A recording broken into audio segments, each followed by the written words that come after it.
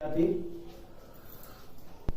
के क्लास में हम लोग पढ़ेंगे निविड संकुलन संरचना, क्लोज पैकिंग स्ट्रक्चर। क्या होता है close packing structure? Previous lecture में बताए थे कि ठोस अवस्था क्या होता है, कितने टाइप्स के होते हैं, ठीक है, और एकक कोष्टिका क्या होता है, क्रिस्टल जालक क्या होता है। आज हम लोग पढ़ेंगे निविड संकुलन संरचना। तो इसको पढ़ने से पहले हम लोग को समझना होगा कि कोई भी ठोस छोटे छोटे पार्टिकल से बना होता है, छोटे छोटे कणों से बना होता है। तो छोटे कणों को हम स्फीयर के रूप में लेते हैं, ऐसे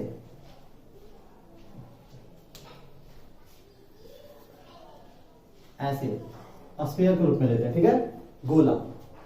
और इस तरह से वो बिल्कुल अरेंज होता चला जाता है ऐसे, और एक निश्चित ऑर्डर में लंबी श्रृंखला बनाता है। इसी को हम लोग बोलते हैं क्या? निविड संकुलन संरचना। अगर हम ऊपर की बात करें तो जस्ट इसके ऊपर व्यवस्थित होता है, फिर एक ऐसे इसके ऊपर व्यवस्थित होता है, एक ऐसे इसके ऊपर व्यवस्थित होता है, इस तरह से बढ़ते चला जाता है, ये नीचे भी व्यवस्थित होता है। हम लोग जानते हैं कि ठोस अवस्था में जो कण होते हैं काफी नजदीक और मजबूती से एक दूसरे से बंधे होते हैं। इसी तरह की संरचना को हम लोग बोलते हैं क्या? निविड संकुलन संरचना, क्लोज पैकिंग स्ट्रक्चर, ठीक है। ये जो होता है एक विमीय होता है, दो विमीय होता है और त्रिविमीय होता है, ठीक है। तो हम लोग तीनों को बारीकी बारीकी से पढ़ेंगे और तीनों के टाइप्स के बारे में पढ़ेंगे। तो अगर इसको हम लोग डिफाइन करना हो निविड संकुलन संरचना क्या है, तो आप कह सकते हैं कि ठोस के कण, जिसको हम लोग अणु, परमाणु, आयन कुछ भी बोल सकते हैं, एक अगर गोला माने, तो ठोस के कण नियमित एवं निश्चित रूप में परत दर परत व्यवस्थित होकर एक ज्यामितीय संरचना बनाते हैं। कणों की इस व्यवस्था को, इस संरचना को निविड संकुलन संरचना। ये फर्स्ट होता है एक विमीय निविड संकुलन, ठीक है। इसको इंग्लिश में हम लोग बोलते हैं close packing in one dimension, ठीक है। ये क्या होता है? अभी मान लेते हैं कि ये जो गोला है ये बिल्कुल नियमित रूप से जुड़ते हुए केवल एक परत बनाता है, यानी उसमें एक विमा होगा, इसको लंबाई मान लेते हैं, ठीक है। तो इस तरह से व्यवस्थित होगा ये ऐसे, काफी नजदीक होने के कारण ऐसे ऐसे ऐसे और ये ऐसे, इस तरह से ये बढ़ता चला जाता है। तो इस तरह की विमा को बोलते हैं एक विमीय निविड संकुलन, close packing in one dimension. क्यों? क्योंकि इसमें एक लेंथ है, ठीक है।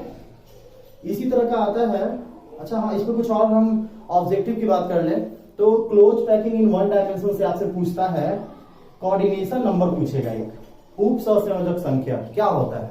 तो आपको बता दें कि निविड संकुलन संरचना में कोई भी एक कण आसपास जितने कणों से जुड़ा होता है, टच में होता है, उसी संख्या को बोलते हैं कोऑर्डिनेशन नंबर। अगर हम इस तरह की निविड संकुलन संरचना की बात कर रहे हैं जो एक विमा है, तो किसी भी अगर एक गोला को सेंटर बनाते हैं, चलो मान लेते हैं हम इसको सेंटर बना दिए, किसी को भी बना सकते हैं, ठीक है। ये बढ़ता चला जाता है, तो ये कितने गोलों के टच में है? 1 और 1 2, तो इसका कोऑर्डिनेशन नंबर कितना हो जाएगा?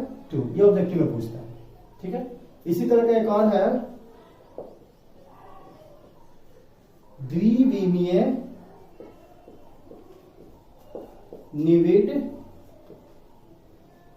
संकुलन संरचना, जिसको हम लोग बोलते हैं क्लोज पैकिंग इन 2 डायमेंशन। ये 2 डायमेंशन क्या होता है, तो इसको थोड़ा ध्यान से समझना। चलो, इस तरह के गोलों की व्यवस्था को हम एक परत मान लेते हैं कि यह व्यवस्था का क्रम को हम लोग ए मान लेते हैं, ठीक है। तो इसी तरह की व्यवस्था बढ़ती जाती है, तो यहां ध्यान दीजिएगा, ऐसे ये हो गया एक परत की व्यवस्था जिसको हम ए मानते हैं। ठीक इसी तरह की व्यवस्था को जस्ट गोलों के ऊपर व्यवस्थित कर देते हैं, बिल्कुल ऐसे,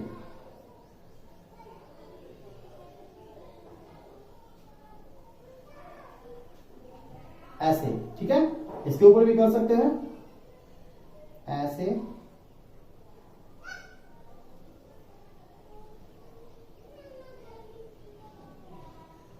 और जस्ट ऐसे सबसे क्लोज। तो अगर मान लेते कि इस तरह की व्यवस्था को अगर हम ए टाइप बोले तो जस्ट इसके ऊपर सिमेट्रिक, ये भी ए है, ए टाइप ही है, और इस तरह से ये भी क्या है, ए टाइप ही है। तो इस तरह से व्यवस्थित होते चला जाता है। ठीक है, अब इसको हम लोग 2 डायमेंशन क्यों बोलते हैं, क्योंकि इसमें 2 डायमेंशन आ जाता है, एक तो लेंथ जो पहले से था और अब एक चौड़ाई भी हो गया, ब्रेथ भी इसमें आ गया। तो एल और बी दोनों है, इसीलिए इस तरह की व्यवस्था को हम लोग बोलते हैं 2 डायमेंशन द्विविमीय क्लोज पैकिंग यानी निविड संकुलन संरचना। अब इसमें हम लोग ध्यान देंगे, कोई ये गोला को सेंटर बना लेते हैं। चलिए हम बना लिए, इस गोले को सेंटर बना लिए, या चलो यहां बना लेते हैं इस गोले को सेंटर।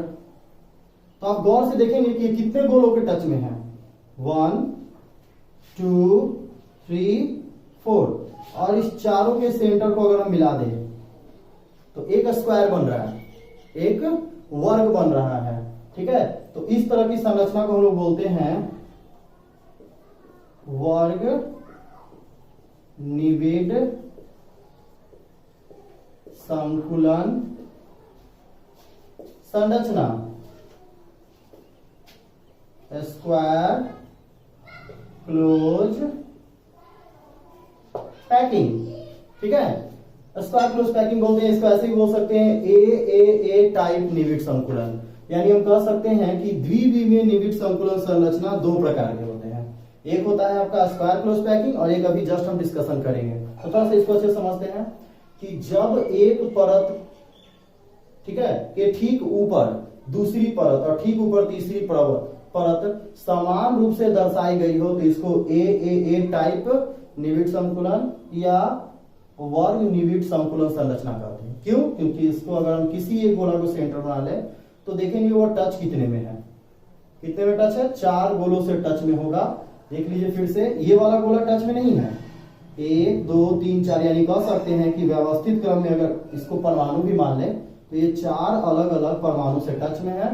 तो जितने परमाणु से टच में होगा उसको बोलते हैं कोऑर्डिनेशन नंबर। तो इस तरह की संरचना का कोऑर्डिनेशन नंबर कितना हो जाएगा, 4। ठीक है, ऑब्जेक्टिव में आपसे ऐसे पूछेगा या पूछ सकता है डेफिनेशन की द्विविमीय निविड संकुलन संरचना क्या है। तो वेरी सिंपल, कि ठोस के कण, अणु, परमाणु या आयन अपने व्यवस्थित क्रम में 2 तरह की विमा दर्शाते हैं, वैसी सभी संरचना को द्विविमीय संकुलन संरचना कहते हैं, जिसमें फर्स्ट आ जाता है वर्ग निविड संकुलन संरचना। ठीक है, अब इसमें एक और खास बात देखते हैं, किसी भी लगातार 4 गोलों को आप मिला सकते हो। ये देखो, इन दोनों को मिला सकते हो, इसको और इसको, तो भी ये वर्ग बन रहा है। ठीक है, तो जनरली इसमें क्लोज वाले आप गोलों को मिलाओगे तो वर्ग ही बनेगा। तो इससे एक आता है packing fraction. Packing fraction count करने के लिए भी ऑब्जेक्टिव में क्वेश्चन पूछता है। तो क्या होता है पैकिंग फ्रैक्शन, आपको बता दें। पैकिंग फ्रैक्शन बहुत आसान है, आप बनने वाले वर्ग और उसमें शामिल जितना भी गोला है उसके अनुपात को हम लोग क्या बोलते हैं, पैकिंग फ्रैक्शन। तो इसको निकालते कैसे हैं, वेरी सिंपल, आप यहां पर क्या करोगे, जो भी गोला है या एक तरह से उसको बोल सकते हैं वृत्त, क्योंकि 2D में गोला 3D होता है, 2D में वो वृत्त ही होगा। तो एक तरह से हम कह सकते हैं परमाणु का क्षेत्रफल, और आपका ये आ जाएगा कौन सा, जो भी वर्ग बन रहा है, या एक तरह से बोल सकते हैं हेक्सागोनल बने, टेट्राहेड्रल जो भी बने उसका क्षेत्रफल। तो एक तरह से हम कह सकते हैं वर्ग का क्षेत्रफल। इससे पैकिंग फ्रैक्शन निकलेगा। अब कैसे निकलेगा पैकिंग फ्रैक्शन, थोड़ा सा इसको देख लेते हैं। हमें अच्छी तरह पता है कि इसमें 2D की बात करें तो परमाणु वृत्त के फॉर्म में है। ठीक है, और इसका कितना भाग इसमें शामिल है, 1/4, 1/4, 1/4 यहाँ, 1/4 यहाँ, 1/4 यहाँ, 1/4। पैकिंग फ्रैक्शन का बता चुके हैं कि परमाणु का यहाँ क्षेत्रफल हम क्यों लिए, इसलिए लिए क्योंकि ये 3D फिगर नहीं है। 3D में जनरली ये गोला के आयतन की तरह होता है, तो 2D की बात करते हैं। 2D में जनरली ये वृत्त दिखाई दे रहा है, तो हम लोग इसका पाई और स्क्वायर ही लेंगे। लेकिन फिर से थोड़ा सा इसको एक्सप्लेन करने के लिए हम इधर एक फिगर बना रहे, थोड़ा ध्यान से दीजिएगा। इस फिगर को यहाँ लेके आ रहे, ठीक है, ताकि आपको अच्छे से दिखाई दे ये। चलिए एक और ले लेते हैं, ठीक है, ये देखिए, चलिए एक और इधर कर देते हैं ऐसे, और इन चारों को देखिए, सेंटर को मिला रहे हैं ऐसे, ठीक है, ऐसे। अब आप यहां देखेंगे कि कितना पार्ट इन्वॉल्व हो रहा है, 1/4, एक तरह से 1/4 इन्वॉल्व हो रहा है। तो क्या करेंगे यहाँ 1/4 इंटू ऐसे भी, तो कितना हो गया 4, और ये हो जाएगा आपका पाई आर स्क्वायर। अगर हम इसका वृत्त का त्रिज्या ले आर स्मॉल आर, तो क्या हो जाएगा पाई आर स्क्वायर, चूंकि 1/4 pi R square, 1/4 pi R square और समथिंग लाइक 4 है, तो जनरली 1/4 इंटू 4 कर दिया। और नीचे जो क्षेत्रफल होगा वर्ग का क्षेत्रफल, हमें पता है वर्ग का क्षेत्रफल होता है क्या, ए स्क्वायर होता है। लेकिन यहाँ पे आप देखेंगे ए क्या है, यही है ना, जो यहां से यहां रेडियस और यहां से यहां रेडियस, तो हम कह सकते हैं ए इक्वल टू क्या आ जाएगा 2r, तो ये हो जाएगा आपका 2r स्क्वायर, ये कैंसिल, ये हो जाएगा पाई आर स्क्वायर और नीचे आपका हो जाएगा 4r square, are square cancel. आपका जो आंसर आएगा पैकिंग फ्रैक्शन वो कितना आएगा π/4। ये ऑब्जेक्टिव क्वेश्चन पूछता है, पैकिंग फ्रैक्शन पूछ सकता है, कोऑर्डिनेशन नंबर पूछ सकता है। ठीक है, तो हम लोग पढ़ रहे थे निविड संकुलन संरचना। निविड संकुलन संरचना में एक विमीय तो एक ही टाइप का होता है, कोऑर्डिनेशन नंबर इसका 2 होगा। द्विविमीय निविड संकुलन संरचना में अगर हम एक तरह की व्यवस्था दर्शाएं तो स्क्वायर क्लोज पैकिंग बन रहा है, ए हो गया 1 टाइप। इसमें और बहुत सारे टाइप होते हैं, अभी हम लोग इसको एक और टाइप को डिस्कशन करेंगे।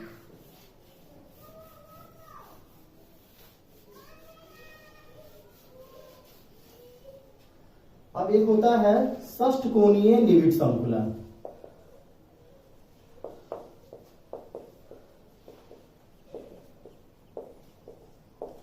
निविड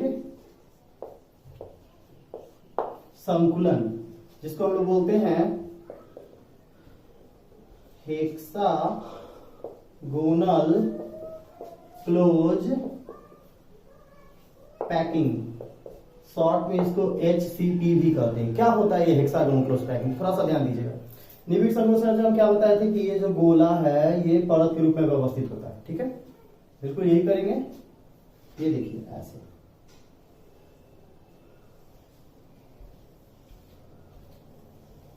ठीक है। लेकिन ये जो व्यवस्था है इसको ए टाइप मान लीजिए कि ये ए टाइप है, मतलब एक प्रकार की व्यवस्था।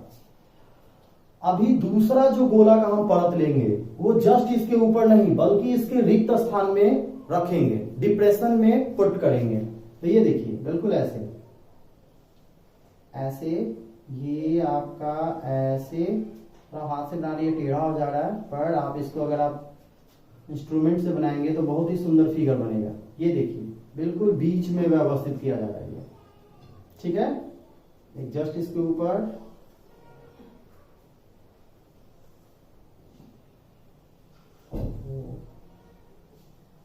ऐसे व्यवस्थित करेंगे।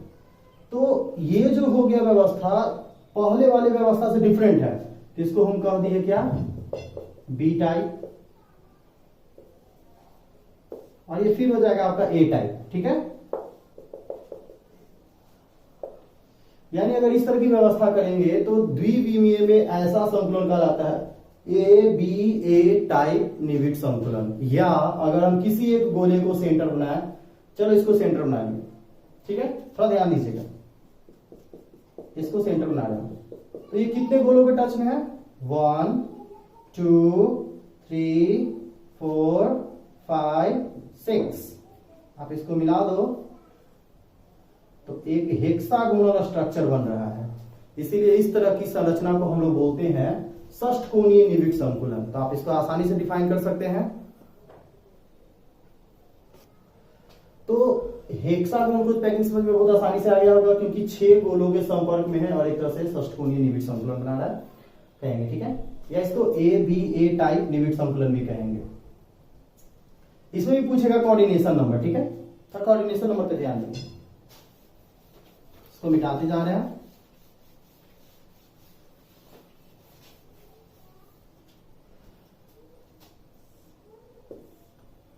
ठीक है, कोऑर्डिनेशन नंबर आप सबको पता है कोऑर्डिनेशन किसको बोलते हैं। निविड संकुलन संरचना में कोई भी एक गोला जितने गोलों के टच में होता है, संपर्क में होता है, उस संख्या को बोलते हैं कोऑर्डिनेशन नंबर। आप इस तरह से इसको डिफाइन भी कर सकते हैं। तो आप आसानी से बोल सकते हैं इसका कोऑर्डिनेशन नंबर कितना होगा 6। ठीक है, पैकिंग फ्रैक्शन की बात कर लें तो फिर से पैकिंग फ्रैक्शन का फॉर्मूला वही हो जाता है। आप बोल सकते हैं एक तरह से परमाणु जो भी है उसका क्षेत्रफल 2D है इसलिए क्षेत्रफल, बट आप बोल सकते हैं क्या, जो भी 2D फिगर बना, जैसे षष्ठकोणीय बना है तो हम कह सकते हैं कि षष्ठकोणीय आकृति का क्षेत्रफल। तो आप बहुत आसानी से निकालोगे। फिर से देख लो, थोड़ा समझते इसको अच्छे से। जो परमाणु शामिल हुआ है उसका कितना भाग शामिल है, 1/3, ठीक है। यानी इस षष्ठकोणीय फिगर में ये जो परमाणु है, जिसको हम लोग गोला कहते हैं, अणु, आयन, कुछ भी कह सकते हैं, इसका 1/3 भाग शामिल है, ठीक है। तो 1/3 इस तरह से आपका टोटल 6 भाग शामिल है। तो हम कह सकते हैं कि 1/3 गुने 6, ठीक है। आप देख लो, 1/3 गुने 6 कटेगा तो कितना आएगा, 2, और बीच वाला जो गोला है वो 100% शामिल है तो +1, यानी टोटल कितना इसमें परमाणु हो गया, 3। इस फिगर में टोटल परमाणु कितना हो गया, 3, 1/3 इंटू 6, 2, और एक बीच वाला 100%, 1, 3। तो एक तरह से डायरेक्ट हम यहां कर दे, 3 इंटू πr², इस गोल वाले भाग का क्षेत्रफल। अब ये जो षष्ठकोण बन रहा है, इस षष्ठकोण का क्षेत्रफल, षष्ठकोणीय आकृति का क्षेत्रफल, तो षष्ठकोणीय आकृति में आप थोड़ा सा मिलाओ तो सेंटर से, तो आप देखोगे कि यहाँ एक इक्विलेटरल ट्रायंगल बन रहा है। इक्विलेटरल ट्रायंगल का मतलब होता है समकोण त्रिभुज, और सबको पता है समकोण त्रिभुज का क्षेत्रफल क्या होता है, √3/4 a², ठीक है।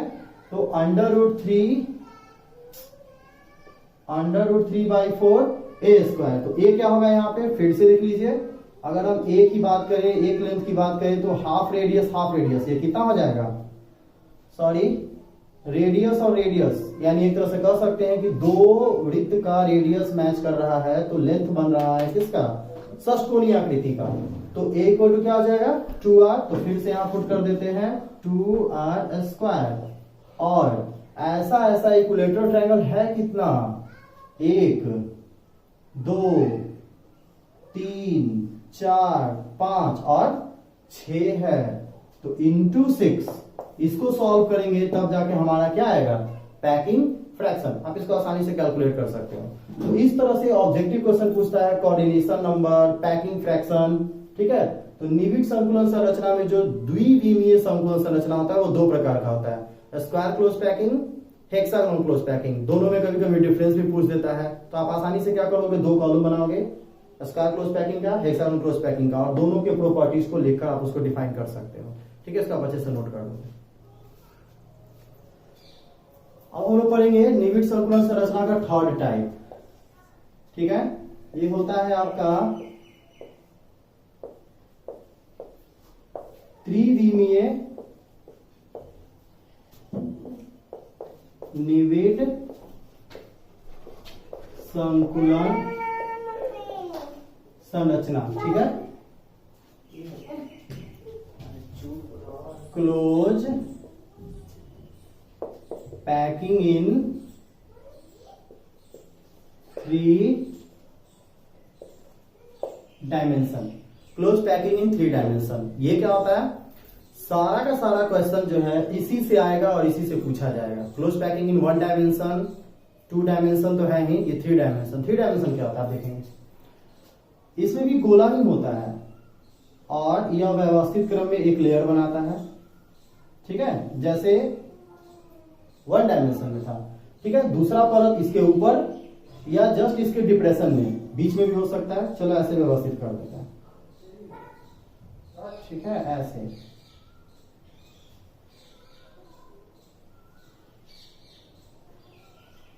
ऐसे, ठीक है।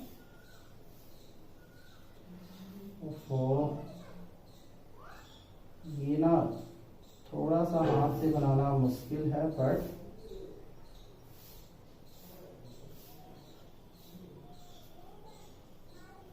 ठीक है, बिल्कुल डिप्रेशन में आप बीच में पुट कर सकते हो। और आपको बता दें कि इस तरह की व्यवस्था सबसे मजबूत होती है, ठीक है।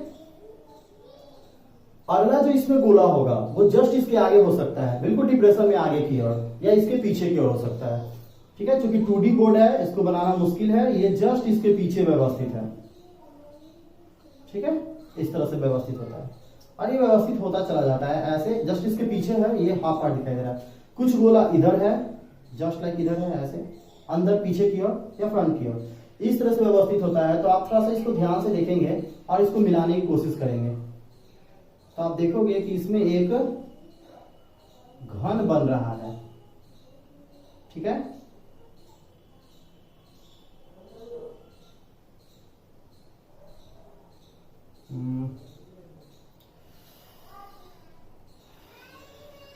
हाँ ठीक है ऐसे। ठीक है, अगर यहां पर एक गोला हो तो इसको ऐसे मिलाएंगे और ऐसे मिलेगा। ठीक है, तो आपको एक घन दिखाई देगा, यानी एक तरह से ये त्रिविमीय संरचना बनाता है। इसलिए इस तरह के पैकिंग को बोलते हैं क्या, क्लोज पैकिंग इन 3 डायमेंशन, त्रिविमीय संकुलन संरचना। इसमें क्या होता है आपको बता दें कि जो गोला होता है वो व्यवस्थित होकर परत दर परत तो 2D बनाता ही है, जस्ट आगे पीछे भी व्यवस्थित होता है और एक 3D फॉर्म बनाता है। अगर हम इसको बाहर निकालें तो आप देखोगे कि इस तरह की संरचना आपको मिलेगा। ठीक है, ऐसा जिसको हम लोग बोलते हैं घन, घनाभ, अगर तीनों भी आपस में बराबर ना हो तब। ठीक है, तो ये देखिए यहां से यहां तक की लंबाई को बोलते हैं स्मॉल ए, यहां से यहां तक की लंबाई को स्मॉल बी और यहां से यहां तक की लंबाई को स्मॉल सी। यानी इसमें 3 तरह की लंबाई हो गई, ए बी और सी। एक्सिस की बात कर ले तो ये एक्स एक्सिस, ये वाई एक्सिस और ये जेड एक्सिस। तो जब किसी भी फिगर में 3 विमा होता है तो उस तरह की क्लोज पैकिंग संरचना को क्या बोलते हैं, त्रिविमीय निविड संकुलन। इसको हम लोग बोल सकते हैं एक छोटा सा यूनिट है, इसको बोलते हैं एकक कोष्टिका। और जस्ट यही गोला घन के इधर एक घन होगा, ऊपर एक घन होगा, इधर एक घन होगा, क्योंकि ये कण जो है व्यवस्थित होते चले जाते हैं। यहाँ एक घन होगा, यहाँ घन होगा, यहाँ घन होगा।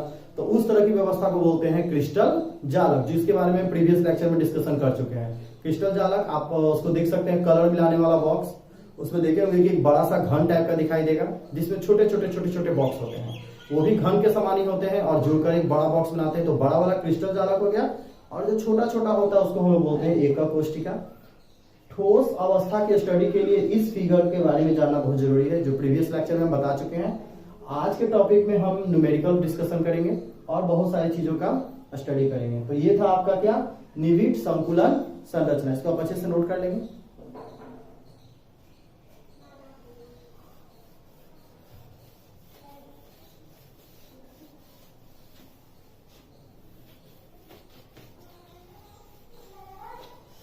अब जो टॉपिक है वो बहुत इंपॉर्टेंट है, 2 मार्क्स का पूछता है इससे। ये है आपका रिक्ति, वॉइड्स। क्या होता है रिक्ति, रिक्तियां, वॉइड्स क्या होता है, तो इस पर डिस्कशन करेंगे। तो अभी हम देख रहे थे कि निविड संकुलन संरचना में गोले जो थे वो बिल्कुल क्लोज व्यवस्थित हो जा रहे थे। ठीक है, इसको थोड़ा ध्यान से समझेंगे। ऐसे इस गोले को अणु, परमाणु या आयन कुछ भी कर सकते हैं। ठीक है, तो ये काफी नजदीक व्यवस्थित होते हैं। अच्छा, व्यवस्थित की बात कर ले तो इसके ऊपर भी हम व्यवस्थित किए थे, इसके बीच में व्यवस्थित किए थे। आप लोग लड्डू देखे होंगे, अगर लड्डू को अच्छे से सजाना हो तो आप क्या करोगे, फर्स्ट लेयर लड्डू को बिल्कुल ऐसे ही रख दोगे और दूसरा जो लेयर बनाते हो जस्ट उसके ऊपर, वो कहां रखते हो, दोनों लड्डू के बीच वाले गैप में। तो उस तरह की व्यवस्था जो होती है काफी मजबूत मानी जाती है। तो कभी कभी क्वेश्चन में भी पूछ देता है कि कौन सा 2D में क्लोज पैकिंग ज्यादा मजबूत होता है, या किसका पैकिंग इफिशियंसी जो होता है, क्षमता जो होता है, मजबूत होता है। तो वेरी सिंपल, अगर हम जस्ट इसके ऊपर जो व्यवस्थित करते हैं, यानी रिक्ति के बीच में, ये वाला व्यवस्था ज्यादा मजबूत होता है। तो कभी कभी एग्जाम में क्वेश्चन भी पूछ देता है कि स्क्वायर क्लोज पैकिंग या हेक्सागोनल क्लोज पैकिंग में दोनों में से सबसे ज्यादा मजबूत संकुलन क्षमता कौन दर्शाता है। तो वेरी सिंपल, सबसे मजबूत दर्शाएगा वही जिसके बीच में रिक्ति जो हो ज्यादा से ज्यादा कम बने। यानी हम कह सकते हैं कि हेक्सागोनल क्लोज पैकिंग जो होता है स्क्वायर क्लोज पैकिंग से ज्यादा मजबूत होता है। तो ये सभी क्वेश्चन पूछता है। फिलहाल हम लोग डिस्कशन करते हैं रिक्ति का। तो रिक्ति थोड़ा ध्यान दीजिएगा, ये जो गोले व्यवस्थित हो रहे हैं काफी क्लोज हैं ये, ठीक है, लेकिन अपने व्यवस्थित क्रम में भी ये कुछ रिक्त स्थान छोड़ जा रहे हैं। ये देखिए, थोड़ा गौर से देखिएगा, ये देखिए, ये जो रिक्त स्थान है, ये गोले काफी नजदीक है, परमाणु, अणु या आयन, कुछ भी इसको हम बोल सकते हैं। यानी परमाणु अपने व्यवस्थित क्रम में कुछ रिक्त स्थान बनाता है। यही रिक्त स्थान को क्या बोलते हैं, रिक्तियां या वॉइड। ये रिक्त स्थान जितना ज्यादा होगा, ठोस उतना ही कमजोर होगा। ये रिक्त स्थान जितना कम होगा, ठोस की व्यवस्था उतना ही मजबूत मानी जाएगी, उसकी क्षमता स्ट्रांग मानी जाएगी। तो रिक्तियां क्या होता है, सीधी बात, ठोस के कण, अणु, परमाणु या आयन अपने व्यवस्थित क्रम में कुछ रिक्त स्थान बनाते हैं, उसी रिक्त स्थान को क्या बोलते हैं, रिक्तियां बोलते हैं। ठीक है, ये दो प्रकार की होती है। एक होता है चतुष्फलकीय रिक्तियां, ठीक है, जिसको इंग्लिश में बोलते हैं टेट्राहेड्रल वॉइड्स। ठीक है, और एक आपका होता है अष्टफलकीय